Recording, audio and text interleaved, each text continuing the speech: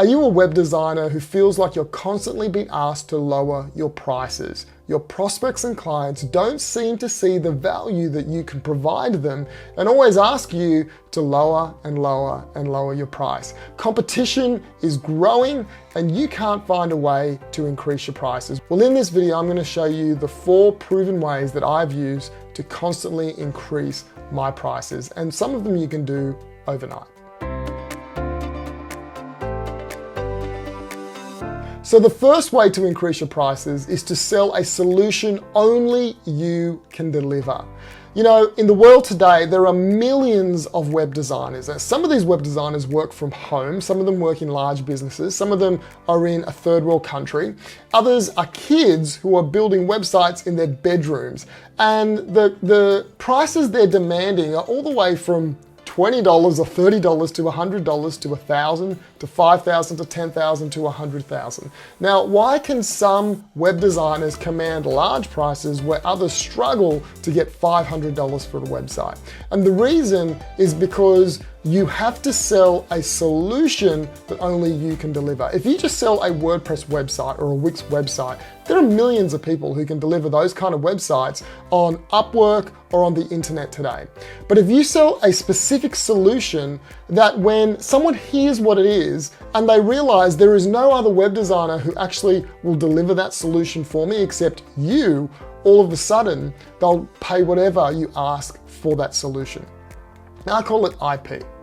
I call it IP, intellectual property. And so in my business, I have a solution that I've coined the term the sales-driven website. And a sales-driven website has 8 components that when you put them together, create a solution that actually solves a problem. It isn't just a website. Now the foundation is a website, but when my clients hear what I actually have to offer, there is no one else in the marketplace who has something called the sales-driven website.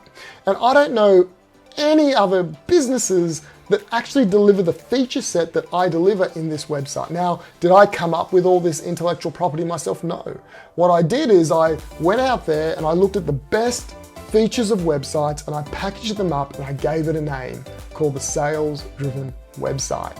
And so when I go and sell a website now, I don't sell a website. I don't sell a membership site. I don't sell an e-commerce site. I sell something called the sales-driven website. And that cannot be compared to any other web designer out there because I made it up. And the 8 features are unique to me. I've taken features from different websites and best practices, I've put them together, packaged them up, and now I can't be compared to any other website designer out there. And that's why I can command higher prices, because I'm not selling a website, I'm selling something unique to me and that can't be compared to anyone else. And the moment your solution can be compared to someone else, now you're in a price war for the lowest possible price. But not my clients. My clients never ask me, Marlon, can you lower that price? No, they say, I can afford it or I can't. I can't remember the last time someone actually said to me, could you do it cheaper? Because it's just not in their vocabulary to ask for it cheaper because it's unique, right? So I suggest that what you do is you sell a solution that only you can deliver, and that's how you can command higher prices than your competitors. The second way to command higher prices is to just generate more leads. The reason why you won't raise your prices is because you fear that if you do, you will lose the project. Now, if you only have 2 or 3 opportunities a month, then yes, you're gonna wanna win 2 out of those 3 opportunities. But what if you had 10 opportunities a month or 20 opportunities a month to actually sell someone on your website solution? Well, if you did and you only had a 20% conversion rate of 20 leads, now you have 4 new clients a month. When you have that many leads, you are able to then increase your prices. And a lot of people, I say, just double your prices. And if you have 20 people to speak to as opposed to 4 for the month, you will win projects. Now, you may only win 2 as opposed to 4, or 2 as opposed to 6, but because you're getting more money, it's actually better for you because you're doing less work and you're commanding more money per project. So one of the simple ways that I was able to raise my prices is I increased the amount of leads coming into my business. And when that increased, it gave me the confidence to charge more, knowing that if that one said no, someone else probably will say yes. And I was able to very quickly double my prices. And now I charge 3 to 4 times more than I did at the very beginning.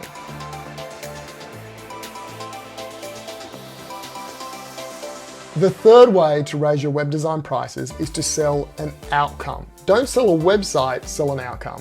Nobody wants a website.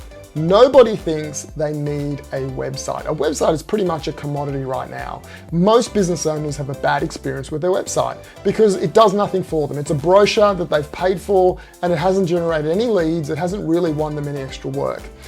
If you sell an outcome as opposed to a website, they'll buy the outcome. So you got to ask yourself the question, what does a business owner actually want? Well, what they want is to grow their business. What they want is more clients, and what they want is more leads. And if you can link your website to their ability to get more leads, get more clients, and get more income, then they will buy that idea and concept, and they will pay more for a website that's linked to an outcome than a website that's just a brochure, a website that's just a commodity. And selling a commodity is always difficult. And today websites are basically a commodity. There are millions of people selling them. The prices are coming down, but that doesn't mean you have to be selling a commodity. It doesn't mean you have to lower your prices. You only need how many clients a year? 20? 30, 50, 100, 150. There are millions of businesses around the world. And so with me, my attitude is that I sell an outcome to a problem for a client, and the website is part of that solution to get the outcome. So my clients are happy to pay higher prices for my website because my website actually delivers them the outcome that they're actually looking for. It actually helps you market your business much easier when you're not just selling a website, but you're selling an outcome. Because people will do more for an outcome than they will for a tool, okay? And so that's my third tip for you. Sell an outcome, not a website. And the fourth way to raise your web design prices is to have a rock solid conversion process. To have a sales process that increases your conversion rate from 20% to 40% or 20% to 60%. Now, I ask a lot of web designers and business owners, what is your conversion rate? And you know, it's funny because most of them say to me the standard answer is 80%, 80%. I know that's not a reality. The reality is that most businesses' conversion rates are down to the 10 to 30%, okay? They're actually not very good at selling. If you just increase your ability to convert and sell better, you will be able to have more confidence to raise your prices because every 10 people that come in, instead of only converting 2 of them, you can convert 4 or 5 of them. Now your conversion rate really should be up 60+%.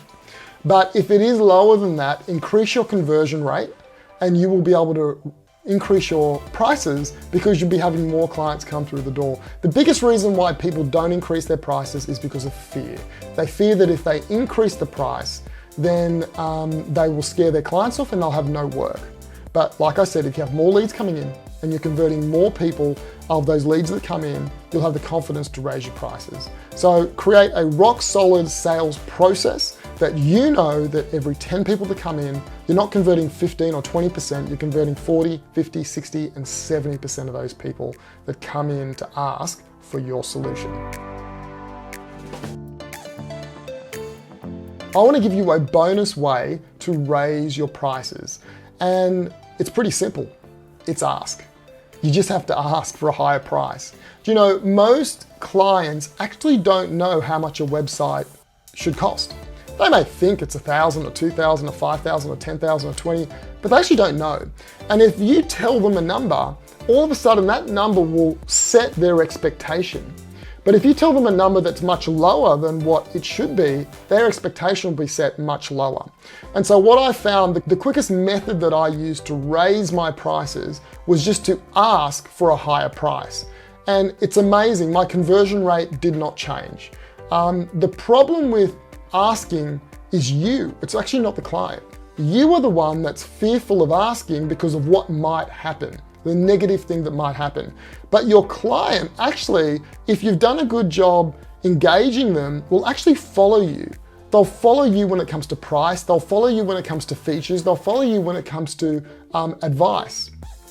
But if you lower the standard when it comes to advice and features and price, their expectation will be lowered. So the easiest way to command higher prices is just to ask for a higher price. And you'll be pleasantly surprised that clients' expectations will be reset at that higher price point. So they are the 4 or 5 ways to raise your web design prices in your business. Don't wait. Implement 2 or 3 of them tomorrow.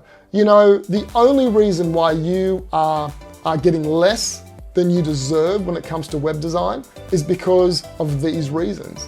Ask, expect more, be more confident. And I can guarantee you, you can at least double your prices in a very short amount of time. It took me 3 months to double and then triple my prices when I first started. So take these principles, implement 1 or 2 of them, and comment below and let me know how it went. I am very confident that it will make a difference because I've done this with many people, not just myself, and most people are pleasantly surprised that the problem was never the client. The problem was always your expectation. So if you want to know more tips on how you can grow and scale your web design business and have more freedom, money, and meaning, then subscribe to the YouTube channel, subscribe to all the socials, and like the video, and I look forward to seeing you next time.